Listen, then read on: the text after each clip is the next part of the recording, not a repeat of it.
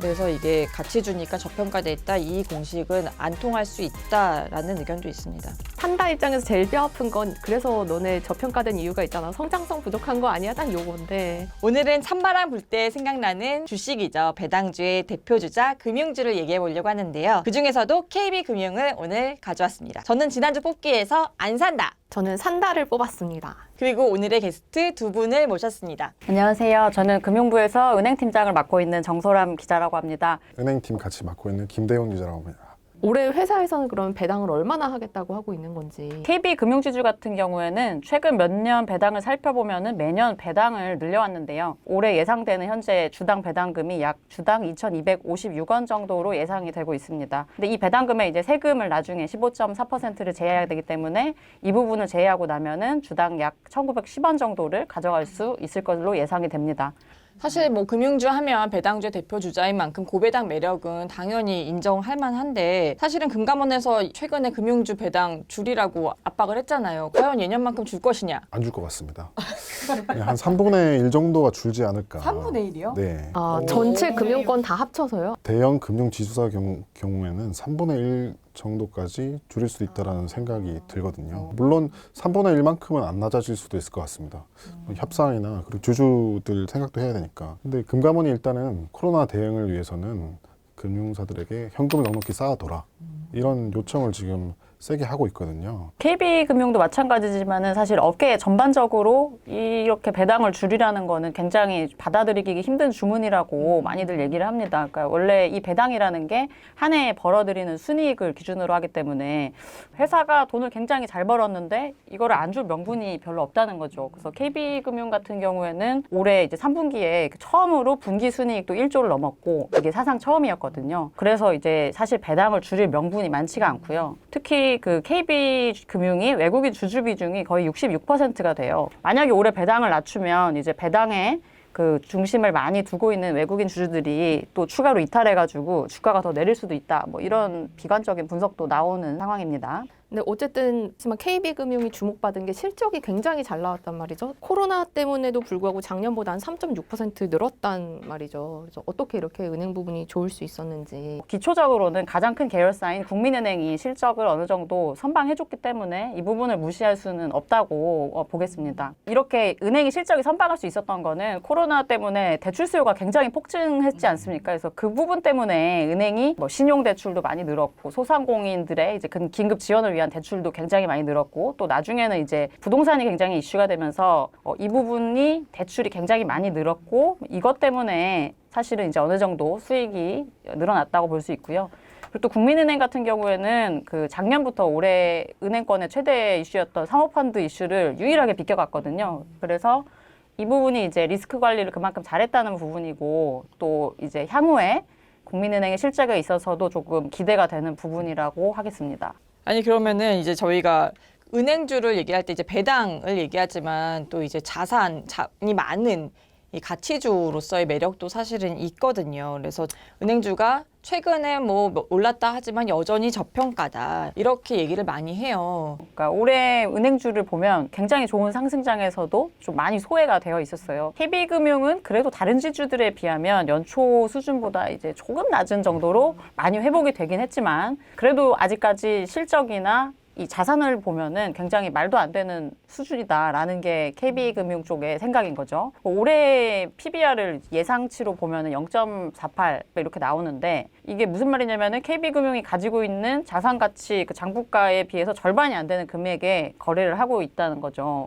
2018년 기준으로도 한국은행주가 평균 PBR이 0.41배 정도였다고 하는데 그게 당시에 조사했던 34개국 중에 31위였어요. 그러니까 우리나라 은행주가 그만큼 저평가가 이미 3년 전에 되어 있었는데 더 내린 거거든요. 그래서 이 부분은 다시 말하면 오를 여지가 그만큼 남아있다라는 걸로도 해석할 수 있지 않을까. 저는 그렇게 긍정적으로 좀 보고요. KB금융 같은 경우 퍼가 5.94배인데 이거는 다른 은행주보다는 조금 높은 편이에요. 그런데 이게 고평가되어 있다고 해석하기보다는 워낙 다들 주가가 같이 많이 내려와 있기 때문에 크게 KB금융이 뭐 홀로 평가가 고평가되어 있다라고 보기는 조금 어렵지 않을까 뭐 그렇게 생각을 합니다. 그리고 아까 여러 가지 얘기를 했는데 조금 긍정적인 부분을 보태서 말씀드리면 일단 아직까지 하지 않은 배당, 근데 배당을 예년 수준으로 실시한다. 그러면 이게 또 매력으로 작용해서 주가 상승이 될 수도 있고, 뭐 아직까지는 하고 있지 않지만 중간 배당을 만약에 적극적으로 도입을 한다. 이 부분도 향후에 은행주에 대해서 외국인 주주들을 비롯해서 좀 긍정적으로 보는 요인으로 추가 작용을 할 수 있을 거라고 저는 생각을 합니다.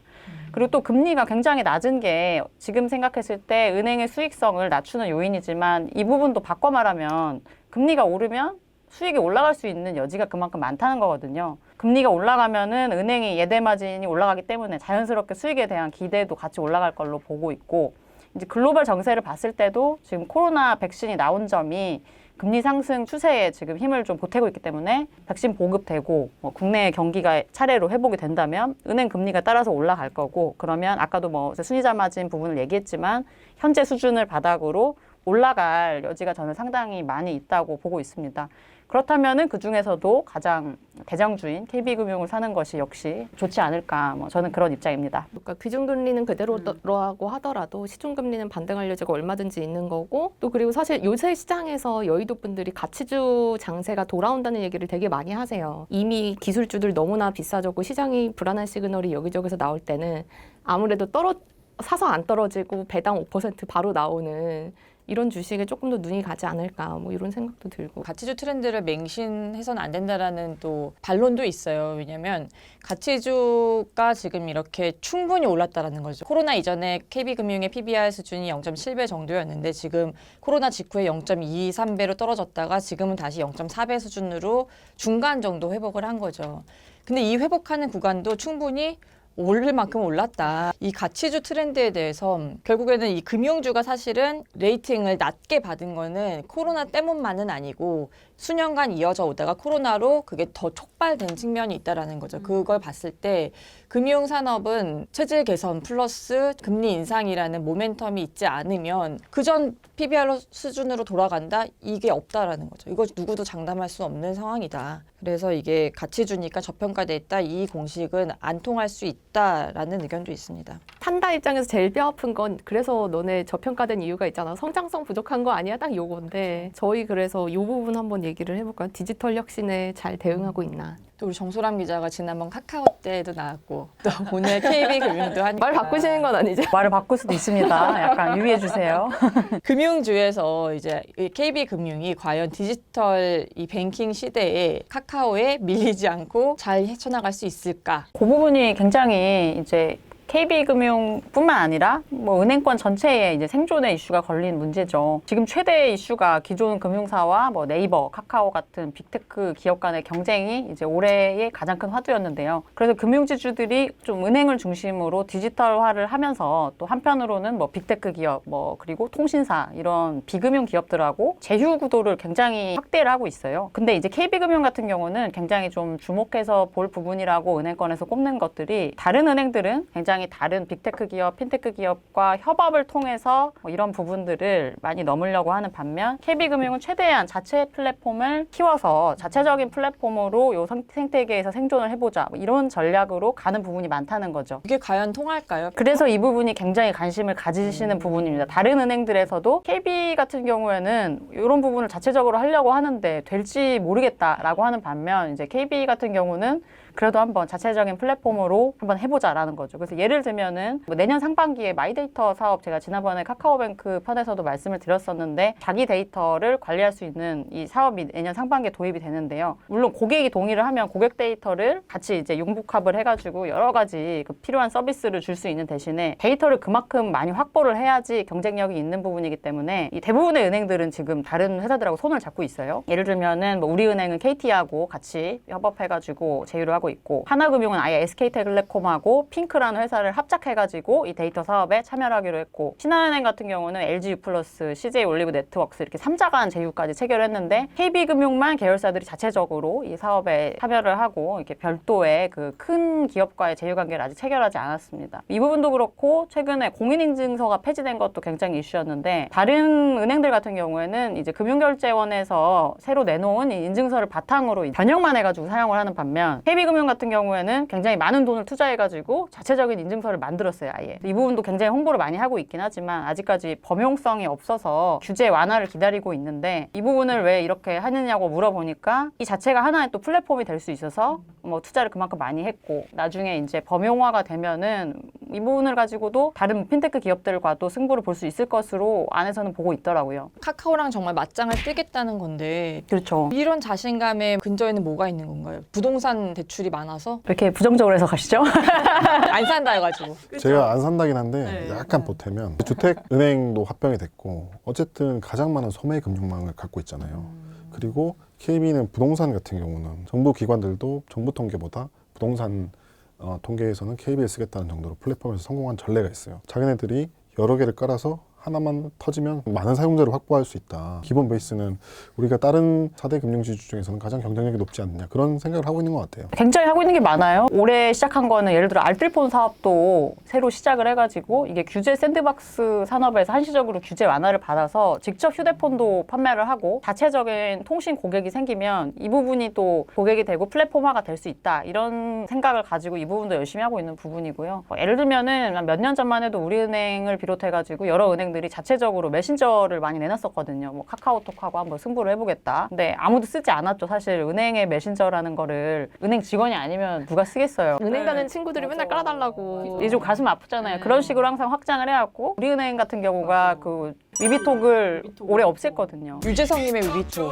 광고만 맴돌아. 은행에서도 뼈 아파하는 부분 중에 하나인데 자체적인 플랫폼을 만들지 못했던 거. 근데 국민은행 같은 경우는 아직도 그 뭐 리브 똑똑을 비롯해가지고 자체적인 플랫폼을 계속 그래도 투자 및 유지를 해오고 있고요. 뭐 이 부분이 어떻게 될지는 사실 저도 잘 모르겠지만, 만약에 성공을 한다면 은행권에서는 가장 빅테크 기업과 맞붙어 볼 만한 역량을 가지고 있는 데라고 생각을 하고, 이 부분이 성공을 하느냐 실패를 하느냐가 향후에 KB의 경쟁력의 가장 큰 관전 포인트 중 하나라고 볼 수 있을 것 같습니다. 채팅창에서 김연원님이 KB는 카카오뱅크 지분도 가지고 있는데 어떤 의견 있으신가요? 이렇게 말씀을 하셨는데, 맞아요. 사실 KB 지주 하면은 카카오뱅크 지분을 한 9.86% 가지고 있잖아요. 그래서 여기서 어쨌든 뭔가 해볼 수 있는 여지가 있는 건 아닌가, 이런 생각도 들거든요. 10%를 2천억 안 되게 샀죠. 그런데 지금 카카오뱅크의 밸류에이션이 20조, 40조 얘기까지가 나오고 있습니다. 그런데 처음에는 단순 투자 목적이라고 그랬는데 실제로 국민은행에서 코어 뱅킹, 은행의 가장 핵심적인 전산 시스템, 은행 대출, 여신과 관련된 시스템을 만드는 사람을 카뱅에 파견을 보냈어요. 근데 물론 이분이 안 들어왔죠. 다 안 들어오셨죠. 아무도 안 들어오지 않으셨죠. 여기서 장점은 뭐냐면 그럼 그걸 실현할 건가? KB 입장에서는 저는 실현은 별로 잘 안 할 거라고 생각해요. 차익 실현을 하진 않을 거다. 예, 왜냐하면 일단은 인터넷 전문행을 들여다보는 그런 장점이 있거든요. 도대체 카뱅의 장점은 뭘까? 카뱅이 승승장구하면 KB 주가에도 계속 좋은 영향을 미치는 거죠. 그래서 지금 카뱅의 이제 상장 일정이 이제 주관사에 성장하고 이제 조만간 나올 건데, 이 일정 속도와 밸류에이션에 따라서 KB금융 주가도 영향을 미치겠죠. 지금 KB금융의 자기 자본이 40조 정도 되는 걸로 알고 있는데 평가 차익으로 2조에서 4조면 그게 엄청난 금액이니까요. 그래서 어쨌든 상장하면 자본 비율도 추가로 올라갈 수 있다는 점. BIS 비율 이런 거에서 되게 뭐 장점을, 좋은 영향을 주긴 하겠죠. 예. 잘 됐으면 좋겠네요. 정말 카카오 싫어하는 건 아니지만 그러니까 뭔가 생태계를 위해서는 플레이어들이 잘 플레이를 해줬으면 좋겠다라는 생각은 해요. 디지털 금융에서 우리가 전통 은행들의 사실 약점으로 얘기 안 할 수가 없는 게 인건비 문제거든요. 사실 카카오뱅크가 좋은 이유는 몸이 너무 가벼워서고, 전통 은행들은 사실은 몸이 너무 무거운 거죠. 이 인력 구조가 사실은 단번에 해결될 수 있는 부분이 아닌데 이 인건비 부담을 계속 끌고 가야 되는 거 아니냐. 이게 결국엔 주가에는 사실은 부담이 될 수밖에 없는 거죠. KB는 그래도 굉장히 다른 은행들에 비해서 점포 효율화 작업이라고 하죠. 통폐합을 한다거나 그런 부분을 좀 선제적으로 많이 해왔습니다. 그래서 거점 점포 중심으로 점포를 효율화해가지고 좀 많이 이제 몸을 가볍게 하는 작업들을 해오고 있고, 아무래도 코로나 사태 때문에 이 영업의 대부분이 비대면으로 많이 넘어간 상황이고, 이 점포의 필요성이 계속 줄다 보니까 인력을 줄여야 되는 상황이 있고, 그만큼 명예퇴직을 다 활발히 하고 있는데요. 그런 부분들이 이제 합쳐지면은 일시적으로는 비용이 발생하겠지만은 결과적으로는 다른 디지털화를 해서 장기적으로 경쟁력을 갖춰가는 과정으로도 볼 수 있을 것 같고요. 또 좋게 보는 부분 중에 하나가 뭐 이래 은행들이 얼마나 효율적으로 비용 관리를 하고 있냐. 비용 관리라기보다는 이제 대부분이 인력에 대한 부분인데요. CIR이라고 해서 영업이익 경비율이라는 개념을 많이 사용을 합니다. 은행권에서는. 그러니까 이게 무슨 뜻이냐면은 벌어들인 이익 대비해가지고 판관비가 어느 정도냐를 뜻하는 뜻인데 이 판관비의 대부분이 인건비거든요. 그러니까 이제 인건비가 많은 곳은 CIR이 높을 수밖에 없어요. 그거는 그만큼 비용을 들여도 인건비를 유지하느라 내가 새는 곳이 많은 거죠. 이게 카카오뱅크 같은 경우에 나중에 30% 정도로 맞출 수 있지 않을까라고 예상을 하고 있는데 지금 은행들이 거의 한 50% 안팎에서 이 부분이 움직이고 있거든요. 그러니까 그런에도 불구하고 제가 좋게 보는 부분은 이제 KB금융 같은 경우에서 이 CIR을 굉장히 가장 많이 줄였어요. 그래서 2017년도에 57%였는데 올해 9월 말 기준으로 48.6%까지 내렸으니까 3년 만에 굉장히 많은 노력을 했다고 볼 수 있고 이런 부분이 업계에서 좀 선진적으로 아까 말씀드렸던 점포 정리라던가 인력 효율화 작업이 합쳐져서 나온 결과가 아닌가. 그리고 아까도 말씀드렸지만 여러 가지로 지금 노력을 하고 있는 것들이 이제 단기적으로 디지털 은행을 향해서 경쟁력을 갖춰가는 과정이라고 본다면 저는 뭐 이 부분도 지켜보다 보면은 좋은 쪽으로 갈 수도 있지 않을까라고 생각하는 입장입니다. 사실 채팅창에서 은행주에 대한 시각이 다들 많이 부정적이신 부분들이 많은 것 같아요. 아무래도 그동안 저평가돼 왔던 데는 다 이유가 있다. 뭐 이런 말씀들을 많이 해주고 계시는데 그럼에도 저는 산다 입장에서 얘기를 해보면 사자마자 지금 5% 저금리 시대에 돋보이는 배당 매력 이렇게 정리를 하도록 하겠습니다. 저는 이제 더 이상 싸다의 개념은 통하지 않는다. 금리 인상 보고 들어가자. 그때는 올랐겠죠. 저희 주식 설전은 월요일 오후 5시 30분에 찾아갑니다. 다음 주에 또 봬요. 제발.